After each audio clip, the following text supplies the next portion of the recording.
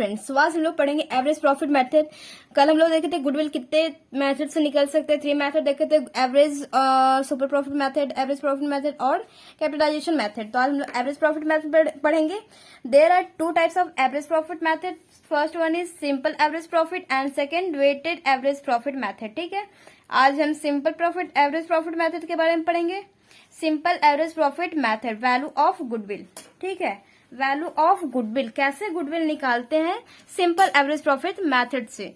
तो क्या करना पड़ता है गुडविल निकालने के लिए, average profit into number of year purchase, number of years purchase.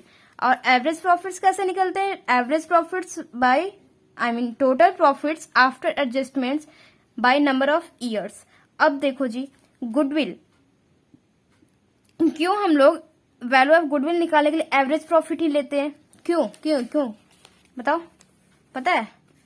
जैसे कि हम लोग एक कंपनी है, कोई भी कंपनी है, ठीक है, कंपनी एक्स है, ठीक है, ठीक, ये ना स्टार्टिंग में कमाती थी, इसकी जब इसने बिजनेस स्टार्ट किया था तो ये कितना कमा लेती थी, 1 लाख। ठीक, 1 लाख। आज के डेट में इसकी प्रॉफिट सपोज 2020, ठीक, 2020 की प्रॉफिट इसकी कितनी है, 1,50,000। ओके, तो जितना ये आज के डेट में कमा रही है ना, जैसे ये प्रॉफिट हो गया, तो इस प्रॉफिट में ही तो ये इंक्लूड होगा जितना स्टार्टिंग में कमाती थी, 1 लाख। तो वही तो होता है सुपर प्रॉफिट। क्या होता है गुडविल, क्या प्रॉफिट, हमारा रियल प्रॉफिट तो यही है जो कि हम लोग स्टार्टिंग में कमा रहे थे, कंपनी स्टार्टिंग में कमा रही थी। अब जो प्रॉफिट कमा रही है ना, उसमें क्या इंक्लूड है, उसकी रेपुटेशन भी इंक्लूड है। तो रेपुटेशन उसकी, गुडविल उसकी कितनी इंक्लूड है वो कैसे मालूम करें, सिंपल है, इस प्रॉफिट में जितना हम लोग पहले, जितनी कंपनी स्टार्टिंग में कमा रही थी उतना हटा दो। तो ठीक है जी, उतना हटा देते हैं तो हमारा 50,000 आएगा। यानी कि 50,000 क्या है, गुडविल है 2020 की। ठीक, ये है गुडविल। ओके, पता चल गया, स्टार्टिंग में जो कमाती थी कंपनी, वो वाला उसमें से आज के प्रॉफिट में से माइनस कर दो, पता चलेगा कि गुडविल रेपुटेशन से कितनी कमा रही है, रेपुटेशन से ये कितना कमा ले रही है, 50,000 कमा ले रही है। ठीक है, अब देखो, इसलिए हम और एवरेज प्रॉफिट ही क्यों लेते हैं, क्योंकि हर साल देखो, हर साल ही फ्लक्चुएट प्रॉफिट हमको जरूरी है, किस लिए, गुडविल निकालने के लिए जरूरी है ना प्रॉफिट। तो अब देखो, गुडविल हम लोग एवरेज क्यों लेते, प्रॉफिट हम लोग एवरेज क्यों लेते हैं, क्योंकि हर साल तो फ्लक्चुएट करती है, जैसे कि 2018 में कुछ और, 19 में कुछ और 20 में कुछ और, हमेशा एक प्रॉफिट तो रहता नहीं है ना। तो हर साल फ्लक्चुएट करती रहती है। तो उसी फ्लक्चुएशन, मुझे चाहिए कैलकुलेशन के लिए एक डाटा, तो उस एक के लिए हमें क्या लेना पड़ेगा, एवरेज लेके चलना पड़ेगा। तो एवरेज लेना पड़ता है। तो एवरेज कैसे लेना पड़ता है, एवरेज कैसे लिया जाता है, टोटल प्रॉफिट, जितना साल का प्रॉफिट हुआ है वो प्लस करेंगे, और by number of year purchase, means जितना साल हमें क्वेश्चन में दिया रहता है, कितना साल आपको दिया गया। ठीक है, और यहाँ क्या है, average profit into number of year purchase. Average profit तो ले लिया, पता चल गया कि क्यों लेते हैं एवरेज प्रॉफिट ही क्यों लेते हैं, क्योंकि हमारे पास एक फिक्स्ड प्रॉफिट नहीं रहता, इसलिए हमें क्या लेना पड़ता है, एवरेज प्रॉफिट लेना पड़ता है। और एवरेज प्रॉफिट कैसे निकलता है, total profits by number of years. ठीक है, और इसमें क्या, एवरेज प्रॉफिट में और क्या इंटू करना पड़ता है, नंबर ऑफ ईयर परचेज। अब ये नंबर ऑफ ईयर परचेज क्या होता है, नंबर ऑफ ईयर परचेज होता है मीन्स रेपुटेशन की एक्सपायरी डेट है रेपुटेशन की एक्सपायरी डेट। तो एक्सपायरी डेट, जैसे कि ये सपोज ये सोनू की कंपनी है, यहाँ है मोनू, इस कंपनी को बाई करना चाहता है, तो सोनू देने के लिए तैयार होगा कि ठीक है भाई ले ले। तो गुडविल का सिर्फ 50,000 ही देगा, नहीं, कहेगा कि भाई जो हमने रेपुटेशन अपना बनाया है ना, वो तेरे को 3 साल तक और यूज करने का मौका मिलेगा। कैसे रेपुटेशन लोग बनाते हैं, तो एक एस्टिमेशन लगा के चलते हैं कि भाई हमारा यहाँ पे 5 साल एक लिमिट टाइम पीरियड होता है, कि उसके अंदर ही अंदर लोग लेके चलते हैं कि इतने साल तक मेरा गुडविल चलेगा। ठीक है, हर साल मतलब कि 3-3, 4-4 पीरियड के बाद फिर से उन लोग कैलकुलेट करते हैं कि भाई मेरा यहाँ पे 3 साल और गुडविल चलेगा। तुम्हें यहाँ पे सोनू बोल रहा है मोनू को, तुम्हें देखो यहाँ पे कुछ करने की जरूरत नहीं है, मेरे ही बनाए हुए एफर्ट से मेरे गुडविल पे तुम यहाँ पे कमा सकते हो। ठीक है, क्यों हम 3-4-5 साल ही ले सकते हैं, एक टाइम लिमिट होता है अपने गुडविल की। क्योंकि सपोज यहाँ पे तुम्हारी कंपनी है, यहाँ पे इस लैंड पे हो सकता है फ्लड आ सकता है, अर्थक्वेक आ सकता है, गवर्नमेंट की कोई स्कीम आ सकती है, तो ये हट सकता है, टूट सकता है, बिल्कुल टूट सकता है। तो इसीलिए एक एस्टिमेशन लगा दिया जाता है, टाइम पीरियड लगा लिया जाता है कुछ समय के लिए, 1-2-3 साल के लिए, 4 साल के लिए, कि हाँ मेरी गुडविल यहाँ पे और काम कर सकती है। तो मोनू को 50,000 तो गुडविल देना ही पड़ेगा, गुडविल का पैसा, और +3 इंटू करके, क्योंकि 3 साल और उसके मेहनत का ये बैठे बैठे खा सकता है, इसलिए इंटू 3 करोगे, 5 या 15 हो जाएगा, तो उतना और देना पड़ेगा मोनू को पैसा। ठीक है, वो होता है नंबर ऑफ ईयर परचेज, कि कितने साल तक और बैठे बैठे हम तुम्हारी एफर्ट का खा सकते हैं या बिना कुछ किए हम कमा सकते हैं, अर्न कर सकते हैं। ठीक है, वो होता है number of year purchase, number of years purchase. ठीक है, ये टाइम पीरियड 5 साल तक रहता है, ये आपको क्वेश्चन में दिया रहता है। ठीक, एवरेज प्रॉफिट पता चल गया कैसे निकलता है। Total profit after adjustment means total pure profit चाहिए हमें, एकदम शुद्ध शाकाहारी। ठीक, divide by number of year purchase. Suppose 2017 का 16 ले लो, 16, 17 और 18 कुछ अमाउंट दिया हुआ है। ठीक, तीनों साल का कुछ प्रॉफिट दिया हुआ है। अब बोल रहा है इसमें कुछ अननेसेसरी आइटम्स इंक्लूड कर देता है या फिर एक्सक्लूड करता है हर साल। प्योर प्रॉफिट हमें नहीं दिया रहता है, कभी भी प्योर प्रॉफिट नहीं दिया जाएगा अगर इस मेथड से निकालने के लिए देगा तो, क्योंकि भाई 12th क्लास में वो बनता भी है, हार्ड बनाने का क्वेश्चन है ना, केजी का क्वेश्चन थोड़ी दे देगा कि हाँ भैया ले लो, एवरेज प्रॉफिट तो 16, 17, 18 का ये है, प्लस करो और 3 साल हो गए तो डिवाइड बाय 3 करो, काम खत्म, गुडविल निकालो, नंबर ऑफ ईयर परचेज तो क्वेश्चन में दिया ही है, चलो काम खत्म। इतना इजी थोड़ी है भाई साहब, हाँ थोड़ा तो डिफिकल्ट बनता ही है। तो टोटल प्रॉफिट आफ्टर एडजस्टमेंट निकालने के लिए बहुत बहुत बहुत पापड़ बेलने पड़ते हैं। कैसे निकालें प्योर प्रॉफिट? प्योर प्रॉफिट निकालें, कैसे निकालें देख लो जी कैसे निकालते हैं। प्योर प्रॉफिट निकालते हैं, जितने भी एबनॉर्मल लॉस हैं अगर वो प्रॉफिट में, अगर इस प्रॉफिट में आपका एबनॉर्मल लॉस माइनस करके बताया है, ठीक है, तो उसे हम ऐड बैक करेंगे। और एबनॉर्मल गेन अगर वो इस प्रॉफिट में प्लस करके बताया है तो हम उसे माइनस कर देंगे। ठीक है, अब ये abnormal loss, abnormal profit gain क्या होता है भाई? एबनॉर्मल लॉस मीन्स जो इरेगुलर बेसिस पे होता है, मीन्स हमेशा ही नहीं होता है, कभी कभी है ना, कभी कभी बिजनेस में होता है, हमेशा नहीं होता है। तो क्या करना पड़ता है, जैसे कि एग्जाम्पल क्या क्या हो सकता है एबनॉर्मल लॉस का?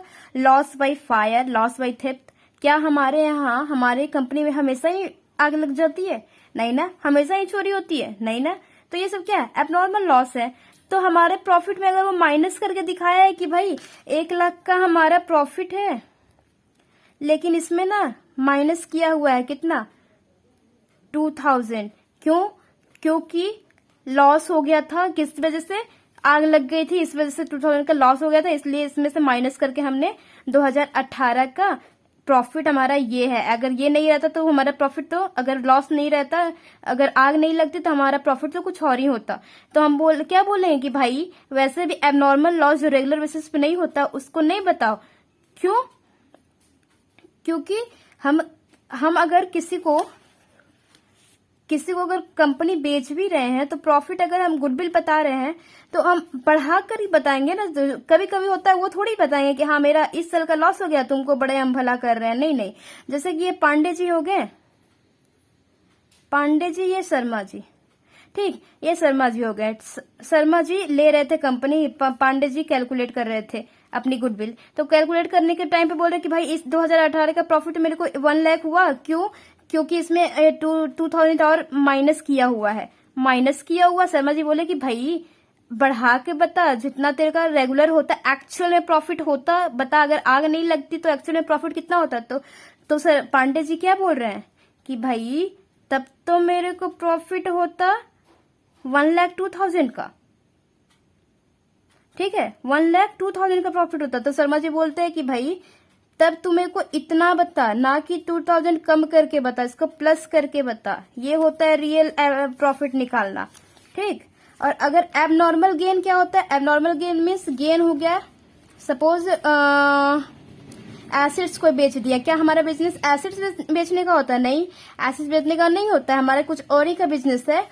और सपोज हमारा कोको कोला का बिजनेस है, हम एसेट्स बेच रहे हैं, तो मीन्स क्या कर रहे हैं, बिजनेस से अलग कर रहे हैं। बिजनेस में कभी कभी करते हैं, कुछ दिक्कत आ गया होगा तभी हम ऐसे एसेट्स बेचना पड़ रहा है, तो उससे हमें गेन हो गया। तो उससे अगर हम प्रॉफिट हो गया तो उस प्रॉफिट को सपोज 2 लाख और कहेंगे इसमें कि 1,000 का इसमें 1,000 इसमें इंक्लूड है, प्लस किया हुआ है। किस चीज का? हम एसेट्स बेचे थे ना, उसमें गेन हुआ था तो उसमें प्लस किया हुआ है। तो आप शर्मा जी बोलेंगे भाई तू फिर गड़बड़ कर रहा है यार पांडे, क्या करना था? हम बोले ना कि एबनॉर्मल जितना है जो कभी कभी होता है बिजनेस में वो नहीं करना है। तो जो इसने तू प्लस करके बताया है, प्लस मत कर, इसमें उतना माइनस कर दे, राइट।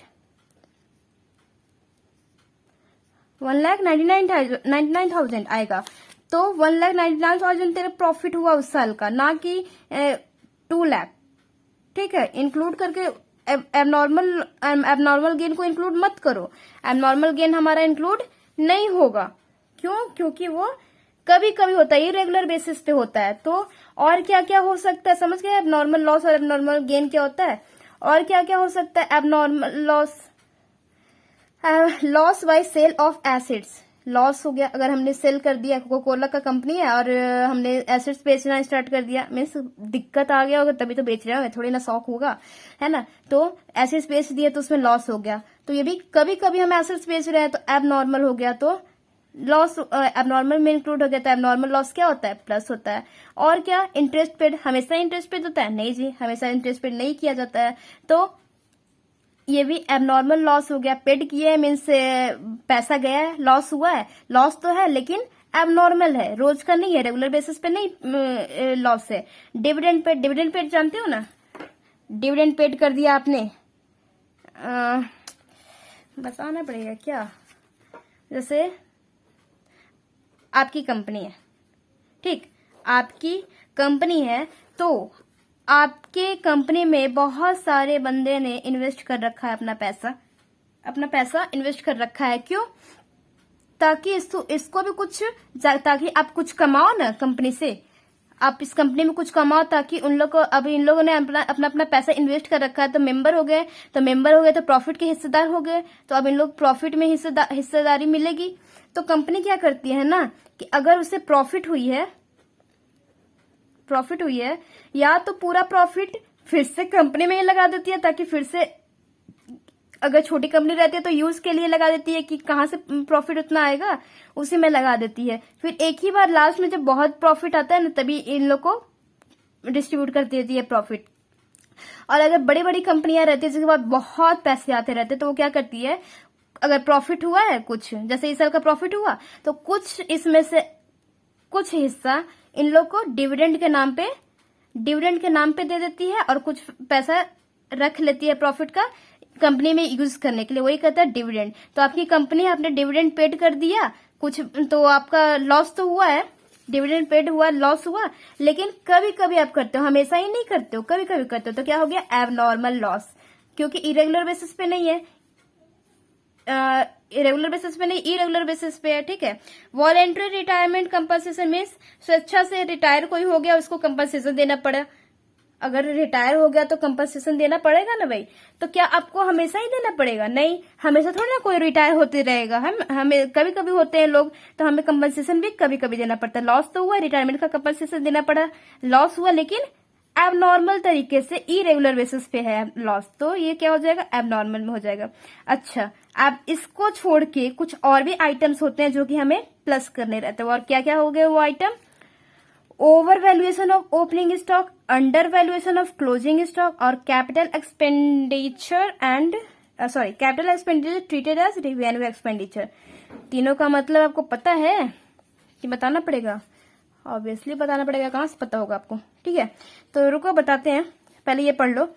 एबनॉर्मल गेन क्या क्या होता है, gain on sale of assets, sale पे अगर क्या बेच रहे हैं एसिड्स, उस पे हमें गेन हो गया तो एबनॉर्मल गेन हो गया, क्योंकि कभी कभी एसिड्स बेचते हैं। इंश्योरेंस क्लेम रिसीव्ड, बीमा करा रखा था, किसी चीज का कोई दुर्घटना घट गई तो आपको क्लेम रिसीव हो गया, तो इंश्योरेंस क्लेम को कभी कभी होता है। अर्थक्वेक क्लेम रिसीव्ड, सब हमेशा कभी कभी होता है। अर्थक्वेक इंश्योरेंस क्लेम रिसीव, मतलब ये सब तो कभी कभी होते हैं। Dividend receive, suppose dividend receive क्या हो गया, अब आप हो गए यहाँ पे, आप अपने कंपनी का गुडविल कैलकुलेट कर रहे हो, अब आपने डिविडेंड रिसीव किया तो आप अपने प्रॉफिट में क्या करोगे, एबनॉर्मल प्रॉफिट में माइनस करोगे, क्योंकि आप यहाँ पे रिसीवर हो गए हो। तो कभी कभी आप रिसीव करते हो, इंटरेस्ट रिसीव भी हमेशा थोड़ी इंटरेस्ट रिसीव होता है। तो और क्या क्या हो गया, under valuation of opening stock, इन लोग के अलावा और भी कुछ कोई आइटम्स है जो कि माइनस होते हैं, जो कि है under valuation of opening stock, over valuation of closing stock, revenue expenditure treated as capital expenditure, partners remuneration. Partners remuneration means क्या होता है, मीन्स जो भी हम लोग कंपनी चला रही है और फिर एस्टिमेशन लगा के बैठी हुई है कि भाई सैलरी लास्ट में पार्टनर्स का इतना मिलने वाला है, वो इंक्लूड हो जाता है प्रॉफिट में, तो वो इंक्लूड नहीं करना है, वो हमें माइनस करना है, ठीक है। और क्या, revenue expenditure treated as capital expenditure. पहले रुक जाओ, यहां देख लो पहले, capital expenditure treated as revenue expenditure means capital expenditure जो है ना, उसे हमने रिवेन्यू एक्सपेंडिचर मान लिया, तो अब हमें क्या करना पड़ेगा, कैपिटल एक्सपेंडिचर को प्लस करना पड़ेगा। कैपिटल एक्सपेंडिचर क्या होता है, बड़े बड़े खर्चे, जो कि जैसे हम लोग बिल्डिंग खरीदा, कोई मशीन खरीदा अपने कंपनी के लिए, तो उसमें हमें एक्सपेंस करना पड़ा, कैपिटल एक्सपेंडिचर हुआ, लेकिन वहां पे हमारे कुछ आया भी, तो एसिड्स आया तो हम क्या करते थे, एसिड साइड में प्लस करते थे, हमारा एसिड्स इंक्रीज हो रहा है तो हम कैपिटल एक्सपेंडिचर को क्या करते थे, इंक्रीज करेंगे प्रॉफिट में, ठीक है। और रिवेन्यू एक्सपेंडिचर क्या होते हैं, छोटे मोटे खर्चे, जो कि जैसे इलेक्ट्रिसिटी बिल हो गई, रेंट पेड हो गया, सैलरी हो गया, वो सब क्या करते थे, जब हम फाइनल अकाउंट बनाते थे तो प्रॉफिट एंड लॉस के डेबिट साइड में क्या लिखते थे, यही सब लिखते थे ना, तो वो क्या हो गया, रिवेन्यू एक्सपेंडिचर क्या होता था, माइनस होता था। तो अगर यहाँ पे कह रहा है कि कैपिटल एक्सपेंडिचर था और हमने समझ लिया कि रिवेन्यू एक्सपेंडिचर है, लेकिन रिवेन्यू एक्सपेंडिचर नहीं था, कैपिटल एक्सपेंडिचर है, तो कैपिटल एक्सपेंडिचर है तो क्या होता है, कैपिटल एक्सपेंडिचर प्लस होता है प्रॉफिट में। और यहां क्या बोल रहा है, revenue expenditure treated as capital expenditure, revenue expenditure था और हमने कैपिटल एक्सपेंडिचर समझ के प्लस करके रखा था, लेकिन था क्या, रिवेन्यू एक्सपेंडिचर। तो रिवेन्यू एक्सपेंडिचर क्या होता है, माइनस होता है, तो रिवेन्यू एक्सपेंडिचर माइनस होगा। अगर revenue expenditure treated as capital expenditure means capital expenditure मान लिया था, इसीलिए हमने प्लस करके रखा था, जो कि प्लस नहीं, कैपिटल एक्सपेंडिचर तो प्लस होता है ना, इसलिए हम प्लस करके रखे हुए थे। अब फिर बाद में पता चल के अरे ये तो रिवेन्यू एक्सपेंडिचर था, रिवेन्यू एक्सपेंडिचर क्या होता है, माइनस होता है, ठीक है। और कैपिटल एक्सपेंडिचर हमेशा प्लस होता है प्रॉफिट में, ओके। अब देख लो, under over valuation of opening stock, under valuation of opening stock, over valuation of closing stock और under valuation of closing stock. इसको समझाना पड़ेगा थोड़ा सा, रुक जाओ जी। क्या होता है अंडर और ओवर, आई होप आप लोगों को पता ही होगा, लेकिन पता नहीं, देख लो यार आप लोग क्या होता है। सपोज ट्रेडिंग अकाउंट है, ट्रेडिंग अकाउंट 2011 का, ट्रेडिंग अकाउंट 2012 का, ठीक।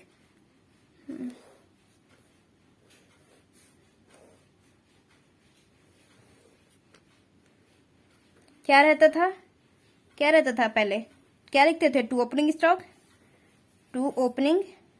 स्टॉक, सपोज, अरे यार, सपोज 12,000 का है, ठीक है, 12,000 का ओपनिंग स्टॉक है। फिर हम क्या करते थे, परचेज करते थे, परचेज लिखते थे, परचेज भी करना रहता था। 1 लाख का सपोज हमने परचेज कर लिया, ठीक।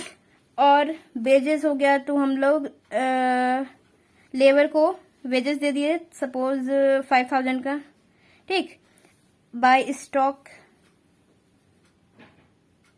सॉरी बाय सेल होता है ना, बाय सेल हमने सेल कितना किया, 1,60,000 का, फिर ठीक। बाय क्लोजिंग स्टॉक कितना हो गया, क्लोजिंग स्टॉक 60,000, ठीक। अब हम लोग इसको टोटल करके लिखते थे 2,20,000। यहाँ बैलेंसिंग फिगर लिखते थे, टू प्रॉफिट बैलेंसिंग फिगर लिखते थे 2,20,000। बैलेंसिंग फिगर आएगा 1,03,000, ठीक है जी। तो पहले देखते हैं क्लोजिंग स्टॉक का ओवर वैल्यूएशन क्या होता है, ठीक। राइटिंग तो मेरा माशाअल्लाह है, लेकिन क्या करूं, चलो ठीक है। क्लोजिंग स्टॉक का 60,000 है। सपोज ये क्लोजिंग स्टॉक ना बोला है over valuation by 10,000, over valuation by 10,000, 10,000 से ओवर वैल्यू करके लिखा हुआ है, मीन्स सपोज यहाँ पे 70,000 लिखा हुआ है। क्लोजिंग स्टॉक यहाँ हमारा कितना है, यहाँ देख लो, क्लोजिंग स्टॉक कितना है 70,000, ठीक। तो ये 60,000 नहीं 70,000 है, सपोज करके चलो आप लोग, तो 70,000 होगा तो अब प्रॉफिट कितना आएगा, अब ये 60,000 नहीं, अब इसका यहाँ का चेंज आएगा, प्रॉफिट में चेंज आएगा, रिमेनिंग प्रॉफिट में। ऑब्वियस सी बात है कि चेंज आएगा ही आएगा। कितना चेंज आएगा, प्रॉफिट कितना बन जाएगा, ये वाला जो प्रॉफिट है ये भी चेंज हो जाएगा, तो कितना बन जाएगा 1,30,000, 1,13,000। आप लोग कैसे करते थे, दोनों को प्लस करते थे, जिधर कम रहता था उधर का माइनस कर लेते थे, ठीक है। तो अब सपोज यहाँ पे 70,000 थे, तो आप इसको कैलकुलेशन करोगे तो प्रॉफिट कितना आएगा 1,13,000, 1,13,000 आया। देखो ओवर वैल्यू करके लिखा था क्लोजिंग स्टॉक 70,000, 10,000 से बढ़ा के लिखा गया, तो कितना आया 1,30,000। प्रॉफिट में भी बढ़ोतरी हुई, मीन्स प्रॉफिट भी इंक्रीज हुआ है, ठीक है। प्रॉफिट में भी ओवर वैल्यूएशन का इम्पैक्ट पड़ रहा है, मीन्स प्रॉफिट भी ज्यादा करके दिख रहा है, ठीक है। तो हम क्या करेंगे, प्रॉफिट को एक्चुअल बनाने के लिए, मीन्स रियल प्रॉफिट लाने के लिए क्या करेंगे, जितने से ओवर वैल्यू है उतना माइनस कर देंगे, तो हमारा एक्चुअल प्रॉफिट आ जाएगा, इतना आ जाएगा, बिल्कुल आएगा। कैसे आप करेंगे, तो 10,000 को हम क्या करेंगे, 10,000 को हम इसमें से क्या कर लेंगे, माइनस, अरे यार यहाँ पे हम 0 बढ़ा दिए एक और, चलो 10,000 अगर इसमें से हम माइनस कर लेंगे, क्यों माइनस करेंगे, क्योंकि ये ओवर वैल्यू करके लिखा है हमारा, इससे इस ओवर वैल्यूएशन के कारण हमारा प्रॉफिट इंक्रीज बता रहा है, ज्यादा बता रहा है। तो हमें एक्चुअल लाने के लिए क्या करना पड़ेगा, माइनस करना पड़ेगा। कितना माइनस करना, जितने से ओवर वैल्यू करके लिखा गया, कितने से ओवर वैल्यू किया है, पहले 60 था, अब क्या हो गया 70, मीन्स 10,000 से इंक्रीज है, तो अब जिस वैल्यू से इंक्रीज है उसी वैल्यू से माइनस कर देना है, तो हमारा वही वाला अमाउंट आ जाएगा। देख लो बैलेंसिंग फिगर 1,03,000 था, अब देखो लो 1,03,000 आ गया, ठीक है। अब अंडर वैल्यूएशन बाय 10,000 सपोज। अब क्लोजिंग स्टॉक पता है क्या लिखा है, क्लोजिंग स्टॉक लिखा है 70,000 नहीं 60,000 है ना, अब इसको भूल जाओ, 60,000 है ना, एक्चुअल 60,000 रहना चाहिए था, लेकिन है कितना 50,000 भूल से गलती से वो क्लोजिंग स्टॉक समझते हो ना, जो अगर बिजनेस में कुछ जो सेल करते हैं उसमें कुछ बच गया लास्ट में, साल के लास्ट में, वो क्लोजिंग स्टॉक बन जाता है। तो क्लोजिंग स्टॉक बन गया, तो ये हम गलती से गिन लिया कि हमारे पास 50,000 का है, लेकिन था कितने का 60,000, तो ये अंडर वैल्यूड करके लिखा है, तो ये अंडर वैल्यूड है, तो इसके प्रॉफिट पे भी इम्पैक्ट पड़ेगा। यहाँ पे बैलेंसिंग फिगर जो निकालते हो तो प्रॉफिट करके उस पे भी इम्पैक्ट पड़ेगा। कितना होगा यहाँ पे, आप कैलकुलेट करोगे तो आएगा 93,000 आएगा। तो क्योंकि ये अंडर वैल्यू करके लिखा है तो प्रॉफिट में भी कमी हुई है। देखो 1,03,000 था प्रॉफिट पहले और अब हो गया 93,000, कमी हुई है, बिल्कुल कमी हुई है। तो अब हमको एक्चुअल लाने के लिए, एक्चुअल प्रॉफिट लाने के लिए क्या करना पड़ेगा, प्लस करना पड़ेगा। कितना, जितने से ये अंडर वैल्यूड है, तो ये कितने से अंडर वैल्यूड है, 10,000 से, तो 10,000 हमें प्लस करना पड़ेगा। तो क्या उतना ही आया जितना कि पहले था, ये देख लो आ गया ना। तो यही होता है under value of closing stock और over value of closing stock. Over value रहेगा तो प्रॉफिट में माइनस कर लेंगे और अंडर वैल्यू रहेगा तो प्रॉफिट में प्लस कर लेंगे। ठीक है, ओवर वैल्यू है तो माइनस करेंगे और अंडर वैल्यू है तो प्लस करेंगे। अब देखो जो हमारा लास्ट साल का क्लोजिंग बैलेंस रहता है, क्लोजिंग स्टॉक रहता है, वही तो अगले साल का ओपनिंग स्टॉक बन जाता है, बनता है ना।